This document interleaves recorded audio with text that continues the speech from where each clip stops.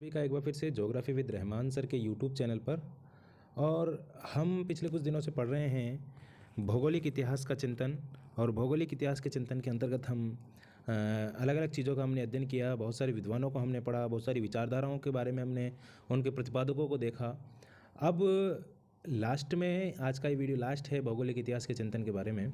उसमें बहुत सारी इंपॉर्टेंट टर्म्स चलती है जिनके बारे में पूछा जाता है अक्सर। यूजीसी नेट के पेपर में बहुत बार यहाँ से प्रश्न आया है, तो मैं उन सभी इंपॉर्टेंट टर्म्स को लेकर के आपके सामने आया हूँ।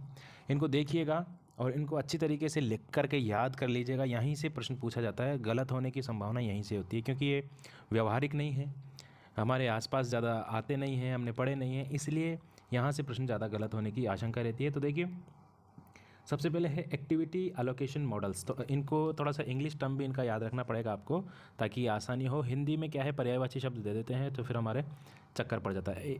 इंग्लिश में वही टर्म आएगा जो यहाँ पे लिखा हुआ है। क्रिया विनियोजन मॉडल, एक्टिविटी एलोकेशन मॉडल, ये मॉडल जो है नियोजन का एक मॉडल है। नियोजन हम करते हैं, किसी भी प्रदेश की योजना बनाते हैं, उसको नियोजन कहा जाता है।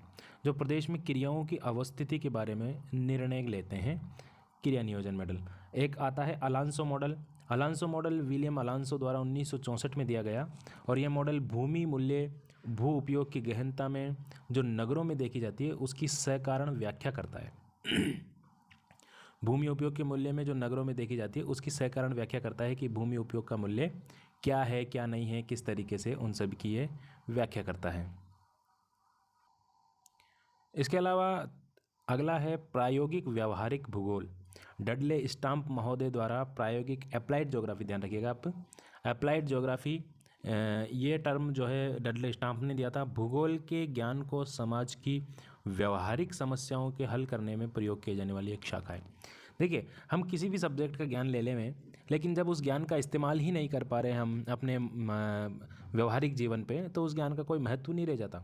इसलिए डडले स्टाम्प ने भूगोल का जो भी ज्ञान है उसको व्यवहारिक समस्याओं को हल करने में प्रयोग करने पर बल दिया, और यही जो है अप्लाइड ज्योग्राफी कहलाते हैं। यानी कि जो हमने ज्योग्राफी पढ़ी है उसको मानव जीवन पर अप्लाई करना। इसके बाद ये बहुत बार पूछा गया है भाई, इसको इंपॉर्टेंट लगा लीजिए, एरियल डिफरेंशिएशन यानी कि क्षेत्रीय विभिन्नता। रिचर्ड हॉडसन 1929, इससे पहले भी पढ़ चुके हैं हम। एरियल डिफरेंशिएशन, रिचर्ड हॉडसन, क्षेत्रीय विभिन्नता, जहाँ भी आए आप रिचर्ड हॉडसन को लगा दीजिएगा। ये प्राकृतिक और मानवीय दृश्य जगत वस्तुओं और घटनाओं के परिवर्तनशील संबंध को बताने वाला विज्ञान है। क्या बताता है ये? प्राकृतिक और मानवीय दृश्य जगत में जो भी हमको घटनाएं दिखाई दे रही है और वस्तुएं दिखाई दे रही है, उनके परिवर्तनशील संबंध को क्षेत्र की विभिन्नताओं के अनुसार बताने वाला विज्ञान है। यानी कि एक जगह पे अलग प्रकार की मानवीय गतिविधि आपको दिखाई दे रही है, दूसरी जगह पर अलग प्रकार की मानवीय गतिविधि दिखाई दे रही है, तो उनको उनके बीच में उनकी जो परिवर्तनशीलता है उससे संबंधित विभिन्नता का अध्ययन करने वाला रिचर्ड हॉडसन महोदय था। व्यवहारिक पर्यावरण, व्यवहारिक बिहेवियरल एनवायरनमेंट, इसको ग्रेगरी महोदय ने 1978 में प्रतिपादित किया था। व्यक्तिवादी अवबोध पर आधारित पर्यावरण की बात इन्होंने की है। बर्कले संप्रदाय, ये तो बहुत ही ज़्यादा इंपॉर्टेंट है। कार्ल साउर के विचारों से प्रभावित ये एक संप्रदाय था बर्कले, कैलिफोर्निया इंस्टीट्यूट से संबंधित है। कार्ल साउर जहाँ भी आए आप बर्कले संप्रदाय वहीं पर कर दीजिएगा। युक्ति युक्त तर्कवादिता, यह भी इंपॉर्टेंट है। कार्ल पॉपर, ये कार्ल साउर है, कार्ल पॉपर है। क्रिटिकल रिलेशनलिज्म, वियना सर्किल के तर्क प्रधान प्रत्यक्षवाद की अनुक्रिया में युक्ति युक्त तर्कवादी का कार्ल पॉपर ने ये प्रतिपादित किया था। कॉम्पेज, ये तो आपने पढ़ा ही होगा पहले भी, या पहले नहीं पढ़ा अभी आपने, अब पढ़ोगे इसको। कॉम्पेज की अवधारणा डी विटलसी ने एक अलग विषय इकाई, जब इन्होंने कृषि प्रदेशों का वर्णन किया था तब इन्होंने बताया था। कॉनर्वेशन, पैट्रिक गिडीस ने शब्द दिया था जो नगरों से संबंधित है। नगर जब धीरे धीरे बढ़ते हुए आसपास के क्षेत्रों को अपने में सम्मिलित कर लेते हैं तो उनको कॉनर्वेशन नाम दिया था पैट्रिक गिडीस ने।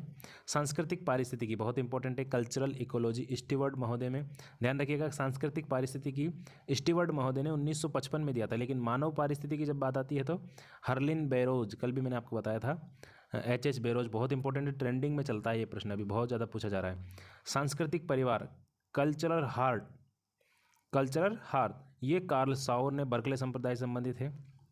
और सांस्कृतिक निश्चयवाद भी एक टर्म चलता है, ये एडवर्ड उलमैन ने। देखिए, जहाँ जहाँ जो जो प्रश्न आए हुए हैं मैंने वहीं से प्रश्न यहाँ पे उठा करके उसको बिंदुओं के रूप में आपके सामने लिख दिया है ताकि आपके प्रश्न गलत ना हो।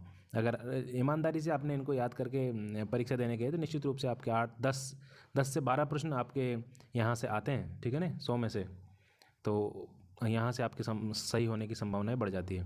विसरण मॉडल, हैंगस्टन डिफ्यूज़न मॉडल, इन्होंने विसरण की बात की थी, यानी कि फैलाव की।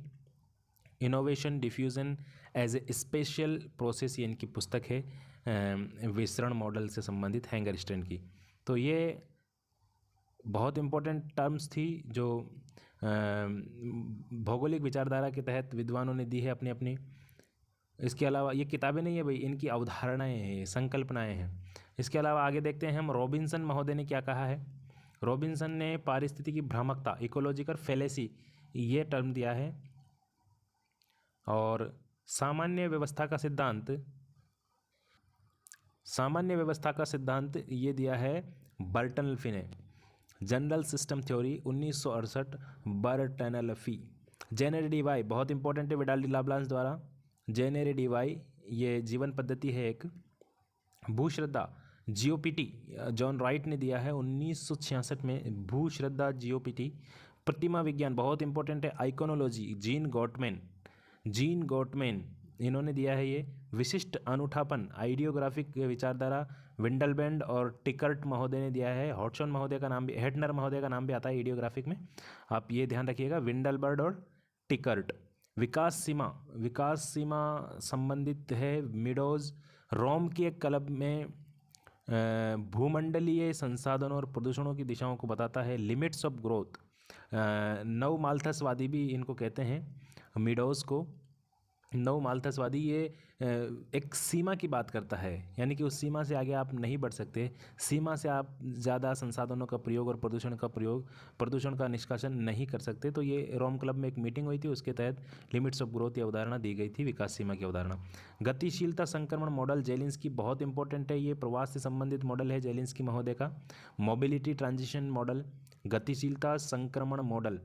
इसके अलावा जनांकीय संक्रमण मॉडल को भी आप जानते होंगे, फ्रैंक नोटेस्टिन और वॉरेन थॉम्पसन, ये भी लिख लीजिएगा आप। गतिशीलता संक्रमण मॉडल के साथ साथ आप लिख लीजिएगा जनसंख्या संक्रमण मॉडल या जनांकीय संक्रमण सिद्धांत, फ्रैंक नोटेस्टिन और वॉरेन थॉम्पसन, 1945 और 1929। इसके बाद है प्रतिमासिक अपूर्व वातावरण, फिनोमिनल एनवायरनमेंट, ये विलियम किर्क महोदय से संबंधित है। फिनोमिनल एनवायरनमेंट, विलियम किर्क ने कल एक अवधारणा हमने पढ़ी थी इनकी, बताइए क्या अवधारणा थी वो, विलियम किर्क की हमने पढ़ी थी। प्रत्यक्षवाद, पॉजिटिविज्म, अगस्ट काम्टे, बहुत इंपॉर्टेंट है, बहुत बार पूछा गया है। वियना सर्किल 1930 में इन्होंने दिए थे अवधारणा। आदर्शवाद के विरोधी है ये प्रत्यक्षवादी। और उपयोगितावाद, प्रेगमेटिज्म, ये बेंथम की है, प्रत्यक्षवाद का संशोधित रूप है ये। इसके बाद है क्रियात्मक और कार्यात्मकवाद, ये हर्बर्ट स्पेंसर से संबंधित है, फंक्शनलिज्म। अस्तित्ववाद, ये किरकेगार्ड से संबंधित है। और आदर्शवाद, गुलके, बहुत इंपॉर्टेंट है आदर्शवाद वाली। तो आदर्शवाद, उपयोगितावाद, प्रत्यक्षवाद, इन तीनों को आप अच्छे से रट लीजिएगा, प्रश्न आता है, पूछा जाता है, ठीक है ना। आदर्शवाद, मानव मस्तिष्क में उपजा ज्ञान ही आदर्शवाद है, ठीक है ना। आदर्श रूप में हम किस काम को किस तरीके से देखते हैं, वही आदर्शवाद से संबंधित अवधारणा है। डिटेल में भी मेरे पास नोट्स हैं इसके, क्योंकि डिटेल में ये एमए में पढ़ा जाता है, इसलिए मैंने आपको यहाँ पे वही बताया है जो आपकी परीक्षा से संबंधित है और जो आपको याद करना है, यहीं से आपका नेट हो जाएगा, ठीक है। आगे देखते हैं हम, यथार्थवाद, रियलिज्म, यानी जो वास्तव में हमको दिखाई दे रहा है वही यथार्थ है, वही रियल है। इसको कुक और विल्सन, जॉन स्कॉट ने इसको प्रतिपादित किया था। फैक्ट आधारित बात करता है ये। यथार्थ मतलब आपको किसी के बारे में तर्क वितर्क से संबंधित बात जो होती है। ये प्रकृतिवाद, प्रत्यक्षवाद और आदर्शवाद के विरोध में पनपी अवधारणा है, ठीक है ना। और नवीन और विवेचनात्मक यथार्थवाद टीपी नन महोदय ने दिया है, ये भी इंपॉर्टेंट है भाई। मार्क्सवाद, कार्ल मार्क्स, ये तो पता ही रहेगा आपको, पढ़ा होगा आपने, पॉलिटिकल साइंस में भी चलता है, समाजशास्त्र में भी चलता है। पूंजीवाद के विरोध में मार्क्सवाद की अवधारणा है।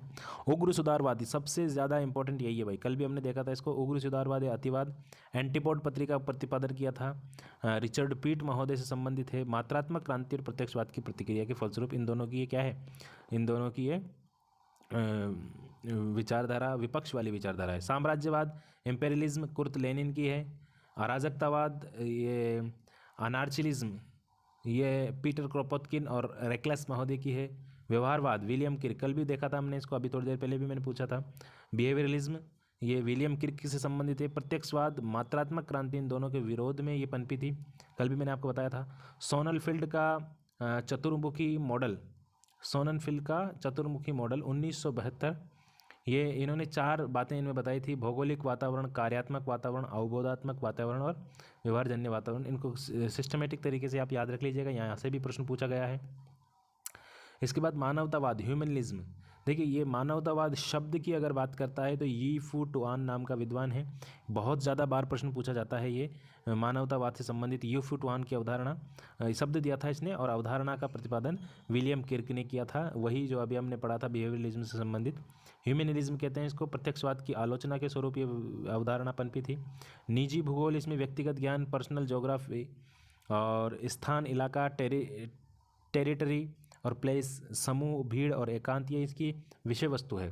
क्राउडिंग और प्राइवेसी, जीविका और अर्थशास्त्र, लिवलीहुड और इकोनॉमिक्स और धर्म, इन सभी बातों को इन्होंने अपनी विषय वस्तु बनाया था मानवतावाद में, तब जाकर के अवधारणा प्रस्तुत की थी। यी फू टुआन मानवतावाद से संबंधित विचारक है, और विलियम किर्क वो इम्पोर्टेंट है, ठीक है ना। इसके बाद लास्ट पेज हम देखते हैं। कल की क्लास में आपको अगली जो क्लास जब भी मिलने वाली है, कल तो शायद मिले, हो सकता है कल भी मिले, उसमें हम आपको बहुत सारे MCQs कराएंगे, MCQ प्रश्नों के बारे में बताएंगे। आप तैयार रहिएगा, जितने भी आपने पढ़ा है उसमें कितना आपका स्कोर बनता है देखिएगा। आगे देखते हैं। समय काल भूगोल, ये ज्योग्राफी, ये टाइम ज्योग्राफी जो है टी हैंगरस्टैंड ने दी है। स्थानिक विश्लेषण की बात अनविन महोदय करते हैं, स्पेशल एनालिसिस। और स्थानिक अंतरक्रिया की बात उल्मान महोदय करते हैं, स्पेशल इंटरेक्शन। और स्थानिक विज्ञान, स्पेशल साइंस की बात करते हैं बेरी और मार्बल। ये याद रखिएगा आप, स्थानिक विश्लेषण अनविन, स्थानिक अंतरक्रिया उल्मान, और स्थानिक विज्ञान बेरी और BJL बेरी है, अर्थशास्त्री है, और मार्बल महोदय। विकास चरण रोस्टो, ठीक है ना, विकास के 5 चरण दिए हैं इन्होंने, WW रोस्टो इनका नाम है पूरा, आर्थिक विकास से संबंधित है। और एक आती है विकास ध्रुव सिद्धांत, उसको भी आप लिख लीजिएगा इसी के साथ साथ। विकास ध्रुव सिद्धांत पेरोक्स महोदय द्वारा दिया गया, पेरोक्स, विकास ध्रुव सिद्धांत पेरोक्स महोदय द्वारा दिया गया है। स्थान प्रेम टोपोफोलिया, ये भी यी फू टुआन की अवधारणा है। लोक कल्याणकारी भूगोल स्मिथ, बहुत इंपॉर्टेंट है लोक कल्याण। वेलफेयर ज्योग्राफी, व्यवहारवादी ढांचा एलन प्रेड महोदय द्वारा। सिक्वेंशियल ऑक्यूपेंस की अवधारणा ये है डी विटलसी, डरवेंट विटलसी द्वारा। और इन्होंने कहा है कि सभी भूगोल सभी विज्ञानों की जननी है, प्रेस्टन ई जेम्स महोदय ने कहा है। सिक्वेंशियल ऑक्यूपेंस डी विटलसी है, और डरवेंट विटलसी कृषि विज्ञान से, कृषि भूगोल से संबंधित विचारक है। और भूगोल सभी विज्ञानों की जननी है, ये कहा है प्रेस्टन ई जेम्स ने। तो ये भूगोल के बारे में जितने भी इंपॉर्टेंट अवधारणाएं थी, सिद्धांत थी, परिकल्पनाएं थी, विचारक थे, और उनकी इम्पोर्टेंट रचनाएं थी, वो सारी मैंने आपको बता दी है। और इसके अलावा भी अगर कोई मिलेगी तो वो हम प्रश्नोत्तर में कर लेंगे। इसके बाद 50 प्रश्नों की एक श्रृंखला लेके आऊँगा मैं, 2 पार्ट में वो वीडियो बनेगा। प्रकाश मत 50 का थोड़ा सा ज़्यादा लंबा हो जाएगा, इसलिए 25-25 के 2 पार्ट करेंगे हम। टेस्ट देने के लिए आप टेस्ट दीजिए उसका, और अपने अंकों का देखिए आप कितने अंक आप अर्जित कर पा रहे हैं उसमें। तो आज की क्लास में सिर्फ इतना ही है, मिलेंगे आपसे कल, तब तक के लिए इजाज़त, नमस्कार।